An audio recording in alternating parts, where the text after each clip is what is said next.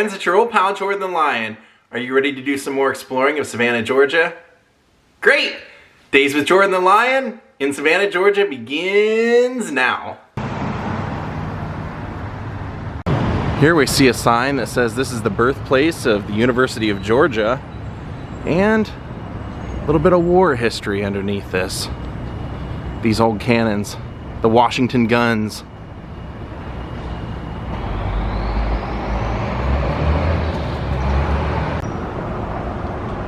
So now we're heading into Johnson Square. That's the Nathaniel Greene Monument. And we're gonna head like 2 more parks straight through here. Check out this sign. It says, during his Southern tour, 1791, George Washington attended services at the original Christ Church on Sunday, May 15th, while in Savannah. He lodged at a house on the corner of Bernard and State Street, now Telfair Square, dined at Brown's Coffee House with the Society of Cincinnati, toured the ruins of the Revolutionary Earthworks with General Lachlan McIntosh, was entertained at the Silk Filature on Reynolds Square, and attended a large public dinner after Sunday services. Wow. Washington dined with Catherine Greene, the widow of Nathaniel Greene.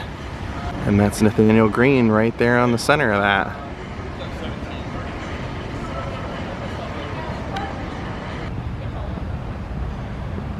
Let's go over here and take a look at this old theater. I always love an old marquee.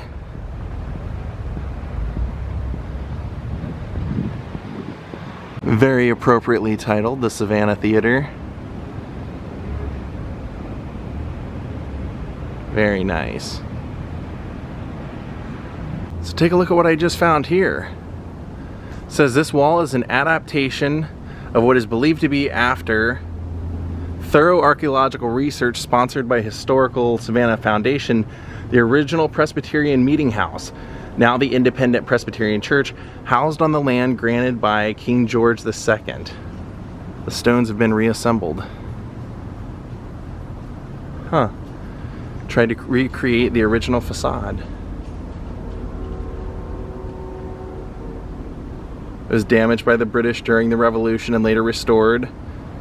Believed to have been quarried, cut, and carved in England from a white English marble, this wall contains what is thought to be the remains of one of the oldest structures in the state of Georgia, reconstructed. Wow. All kinds of history you just kind of stumble upon as you're walking around this town. I love that. So now we're gonna head down this street, past the First Baptist Church.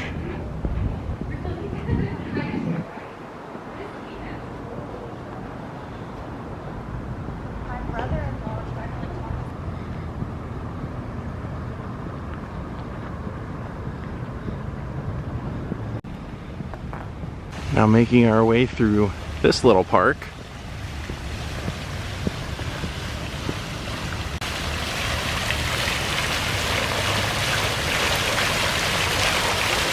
I just came upon this. It says October 9th, 1779, in memory of those who fought here.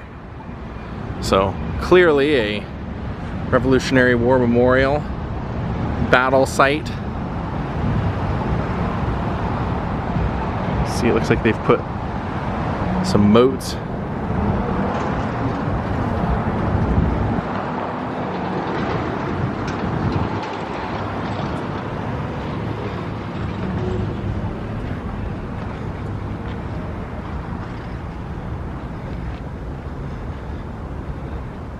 Savannah besieged. It says, for most of the Revolutionary War, Savannah was an armed camp. With the approach of an allied French and American army, the fall of 1779, the British defenders of Savannah began improving and constructing a series of 14 redoubts outside the town and a similar number of cannon or emplacements. And there's some plaques and some names and everything over here.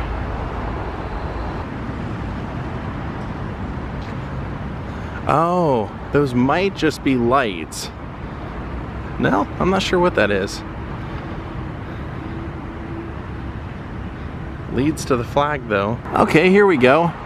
Over this ground, hallowed by the valor and the sacrifices of the soldiery of America and of France, was fought October 9th, 1779, one of the bloodiest battles of the Revolution, when Savannah, which the British had possessed for several months, was attacked by the combined American and French forces.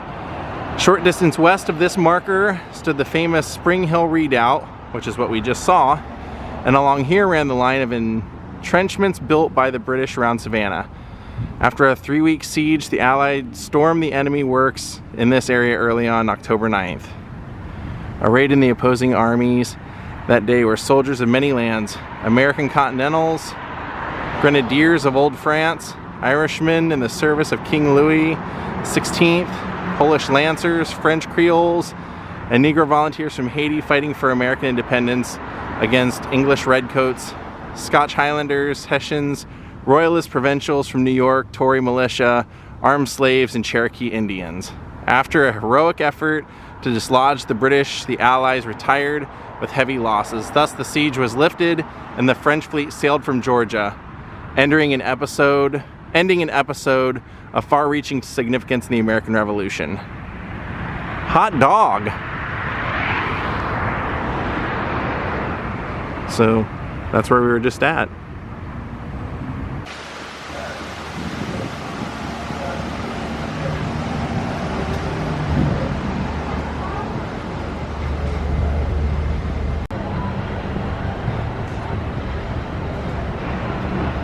Oh, a marker. Let's see what this says.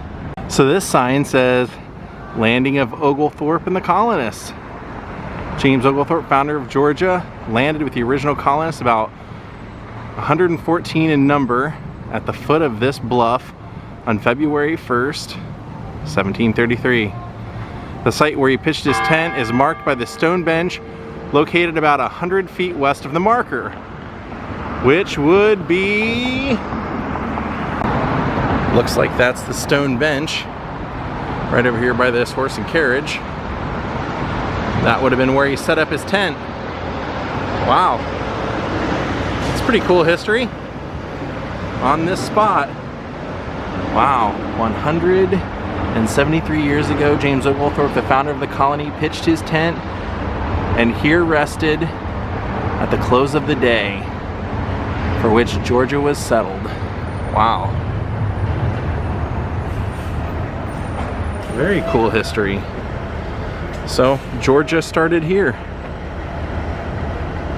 Now we're heading to River Street. We'll take this guy to get us there. We're going down! Down there.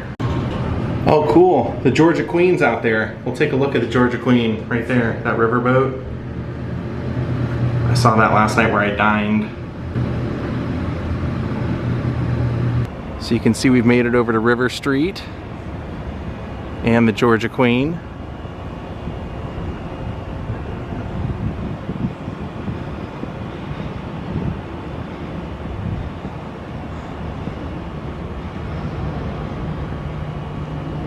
Isn't that great? I love riverboats. I love the look of them. I love everything about them. They have a really great bridge. Look at that.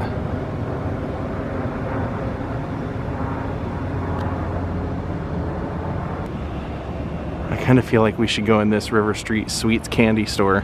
But if you want a food recommendation, right there, that white place, white awning, Vic's on the River, amazing food. Everything I had there was great. Watch out for trolleys when crossing. Okay, we have to come in here for no other reason to buy a praline while we're here. Plus it says they're world famous here. Oh yeah, this is exactly what you want. This is a real candy store. Look at that. And this is where they make the pralines. Fresh. So I'm gonna go ahead and get one. Stick with the original. Look at the historic steps. You can kind of see what they're still made of underneath. All that brick and everything. I don't know about that, but this kind of caught my eye. Crab chowder. Let's go on in and try it out. Yeah, I decided to go ahead and stop and not try clam chowder, but crab chowder. Going for that today. The verdict is that it is amazing. And I love all these walking bridges they put over in this area. And if you're looking for some killer accommodations while you're in town, this is where I've been staying. The East Bay Inn, very historic, built in 1852. Nice old charming rooms.